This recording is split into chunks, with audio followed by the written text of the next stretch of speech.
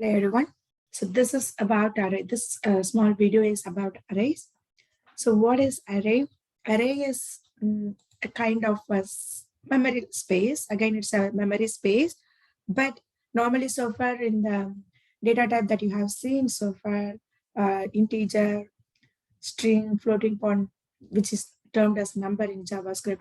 So all those data is saved in single location, like one data, one value for one location. That's how we have seen so far. But you can save multiple data, multiple elements in single memory location. So this is called array. Okay, so all programming languages support the array concept, a set of data represented by single variable name is called array. So you can simply access that single memory location to access all set of elements saved together in that memory location. So it's like a series of data will be saved together. Be familiar with some of the terms that you can use with array. So the variable name, the variable which you are using to specify the array is called array literal. Array elements are nothing but the elements that you have saved in array or in a particular array. Those are called array element. And the position, the location of the elements in the array is specified with indexing. Okay, index specify the numeric position of the elements in the array. So in all programming languages, array indexing starts with 0. For example, if you look at this array, the word is specified, saved in 0 position of this new sections array, and local is saved in first position, opinion is in second position, and sports is in third position. So this numeric position in the array, the elements position in the array is termed as indexing. You can access the elements or save the element in the array only through this indexing, that is numerical positioning. Referencing, array referencing is referencing an element using the index number. For example, if you want to reference word, you have to reference it as the array name, index number.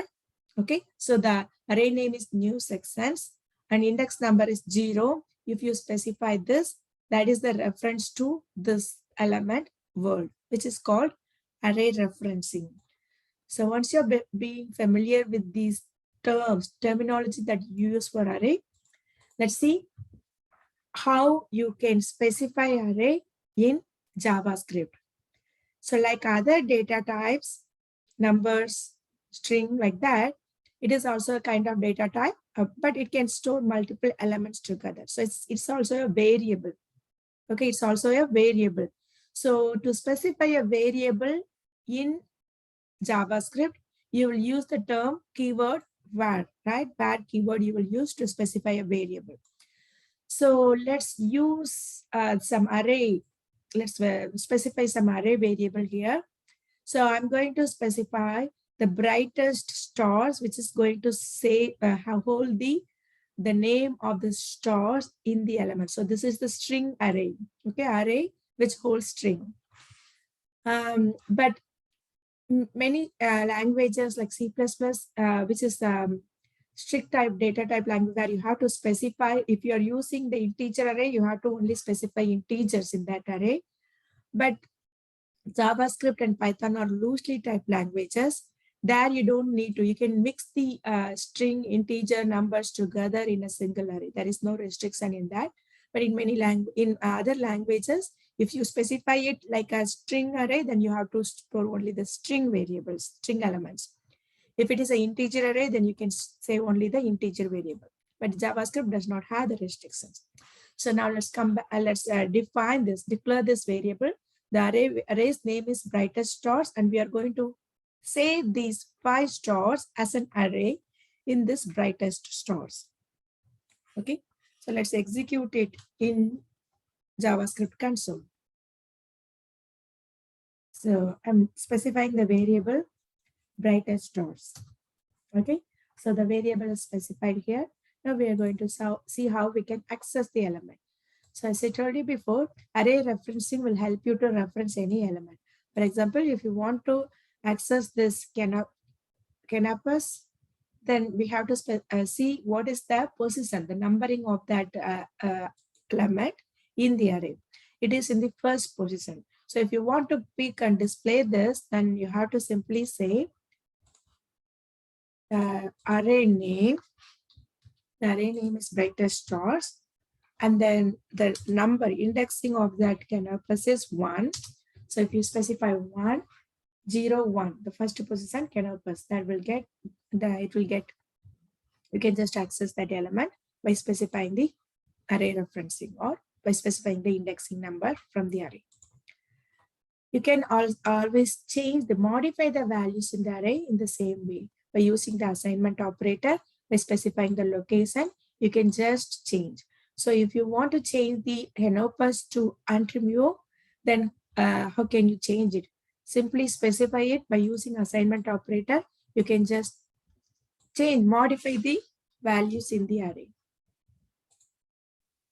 Okay, so if I specify brightest star 2 is going to be Antrimio. Okay, now let's check the brightest stars array and see.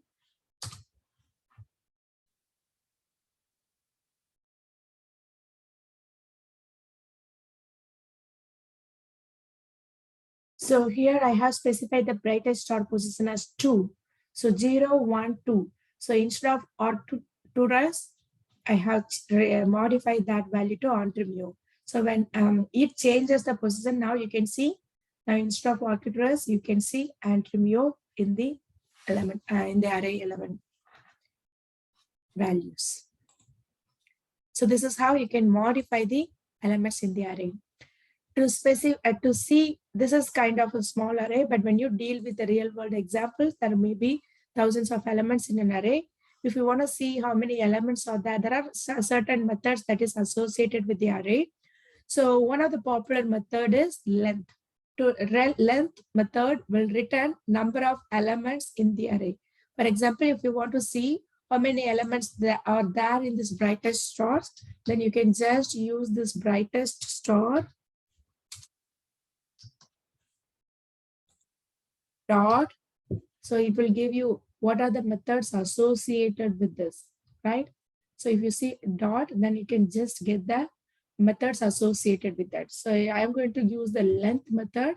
So if I use the length method, it will count number of elements in the array and just say 5 elements are there. So the length method will help you to get the number of elements in the array. So how you can use the array concept in the web programming. So if you had a series of elements, for example, if you take list has series of elements tied together, which can be considered as an array. And if you have the photo gallery will be can be viewed as an array, set of elements together, series of elements together. So when you deal with the series of elements like this, then you can use array in that array concept in the web programming. So that this is kind of a little bit advanced concept. Just I'm telling you where you can use the array concept in the web programming. So when you see the number of elements together, like a list of elements, if you have 5 lists, and then if you want to access the second list, then you can simply specify the get element by tag name list, like how get element by ID or familiar like that. Get element by tag will help you to pick the tag. BLI tag, it could be OL tag like that. So the tag and then the number of elements, the indexing of the element will help you to manipulate those elements. Okay. So in the next video, I'm going to explain looping concept. So in the next video, thank you.